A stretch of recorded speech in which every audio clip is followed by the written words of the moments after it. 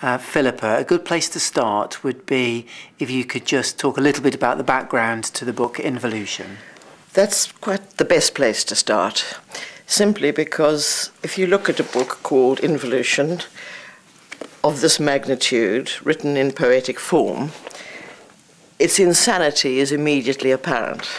So that insanity needs some kind of explanation. And I think the simplest reason to explain to you is that it came from utterly uninvited experience. It wasn't sought experience. I wasn't a mystic. I wasn't pursuing a path. I was simply visited by a series of accidental experiences which took me so far out of the realm of normal consciousness and, more importantly, the view that I had accepted of the world. And it was fairly traumatic because it took me really as far as a locked ward of a mental hospital. I was considered momentarily insane. I was threatened with frontal lobotomies, a shock treatment. And I escaped from that by really finding within my own memory bank a recollection of someone who could help me, and he happened to be the superintendent of Broadmoor Mental Hospital, and he had been a friend of my mother's, and he got me out. Having said that, I was still in a realm of irreconcilable truth. It was undeniable what I was experiencing, but I was considered insane for it, and therefore I had to find a way down. And the way down had to be a way of connecting the inescapable reality of that experience with normal existence.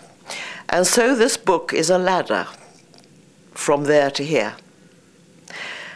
But in writing it, what I realized was that it was also a ladder from here to there. And therefore the inspiration to write the book was to find a way down for myself, but also to give, hopefully, a reader the benefit of that experience too. Philippa, when I met you last, you very succinctly talked about what involution was, and you drew parallels with evolution, and it helped me understand what it was that you were trying to communicate. Could you just share some of that with us now? Essentially, people would consider involution a challenge to Darwin, but it isn't. It's an extension of Darwinism. Evolution could be said to be the gradual and incremental change, largely thought to be originally by random mutation and natural selection, but a fairly sort of haphazard growth towards advanced complexification and, in fact, convergence to man. And that is the tree of life, which is considered to have a single root in the Big Bang or whatever, and to spread outwards before converging to mankind at the tip of the tree. And what this seems to me totally inadequate to explain is the incredible refinement and interdependence of every form of life. The fact that it accelerates, the more complex creatures become, the quicker they evolve. So there were many things, the fact that all the things that make man most human, sacrifice, humor, empathy, are not things that would be conducive to his survival according to the classical Darwinian idea, although this was always acknowledged.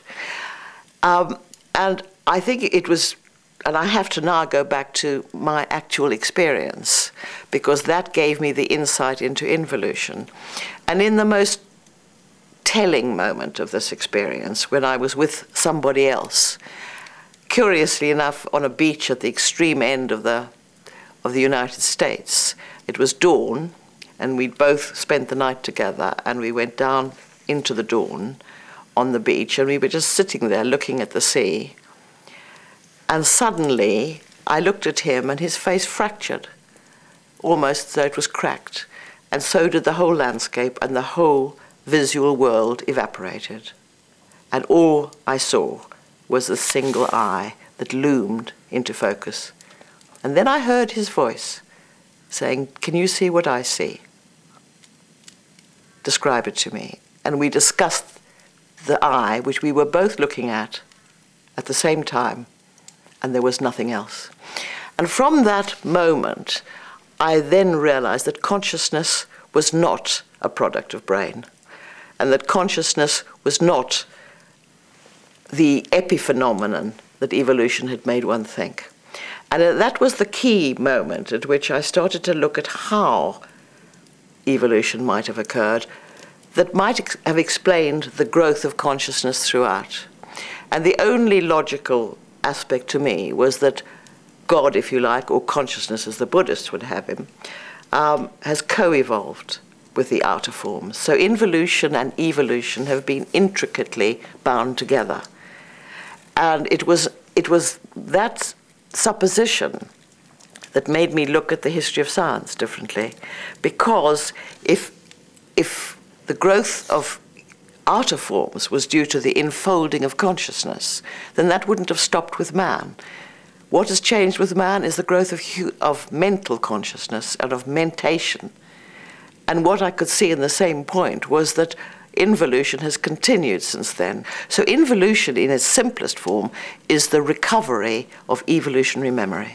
Why poetry specifically? Poetry was the only way that I could thread the beads, the essential beads of that ladder, the rungs of that ladder, if you like, on a thread of narrative that would be swift enough for a reader to see the wood and not the trees. If I had tried to write this in prose, to argue it in prose with the facts of science, we'd have been dealing with trees. And the central point of this book is that it is the dealing only with trees that has prevented Western science from seeing something far more essential, which is the nature of the inspiration that underpins science.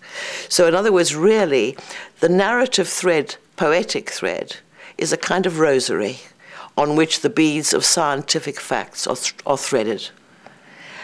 If the reader wants the science, they can find it in the footnotes.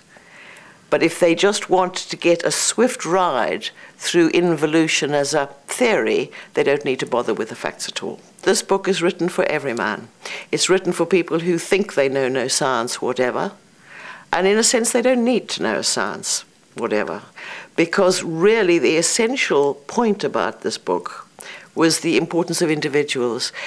And this goes back to my original experience, because the one thing I now know from having read much more about mysticism is that there is always the sense of being gifted with a vision.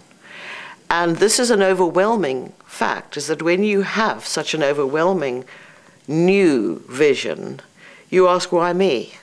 Why did I benefit in this way? And that sense of given causes you to think, well, I have an obligation here. This cannot just be for me. It must be for something more than me, which actually goes right down to the root of why I've written this book. I don't claim to have any superior knowledge at all. The only reason for writing this poetically is to offer a reader some sense of the journey and the odyssey by which mankind as a whole has made that journey from pre-Socratic Greece to now. Can you tell me a little bit about the reaction of the scientific community to the book? I originally wrote it as a scientific monograph in the hope that it would be published in a scientific journal. And I hoped that its importance, and I felt it was important, would be recognized, and I would then be given the luxury of access to libraries to rewrite it. And what I didn't understand at the time was how far ahead, 40 years ago, this was then. It is no longer so now. Many of the sciences have reapproached involution from a number of different disciplines. But in order to try and get it out, having failed to find an editor who'd accept it, I sent 50 copies to top scientists in every field. It was all I could afford at the time. And I had 3 amazing responses from Arthur Koestler and Erwin Schumacher and Konrad Lorenz. And all of them could be said to be scientific philosophers, and they understood this theory, but all of them said, you will never get this published now. The climate of the time, it was very much into just after DNA structure had been cracked. Darwinism was absolutely in the ascendant. There was no way an idea of science inspired by mystical experience by individuals was ever likely to be accepted. So that was why I had to put it away. To some extent, I've had it in a bottom drawer for a long time, and it is only recently that I now feel that science itself has reapproached it. But yes, I did get violent reactions from people I'd probably be wiser not to name. Do you consider yourself to be a poet? I think I would, because I find the rhythm of poetry comes very naturally. I have to say I don't think anybody else would consider me a poet, because I think modern poetry is very different from classical poetry. I have had people flatteringly compare me to Dylan Thomas and sometimes T.S. Eliot. I've never sought ever to imitate any other poet. I think I have a sort of voice of my own. Whether anybody else would consider it poetry, I question.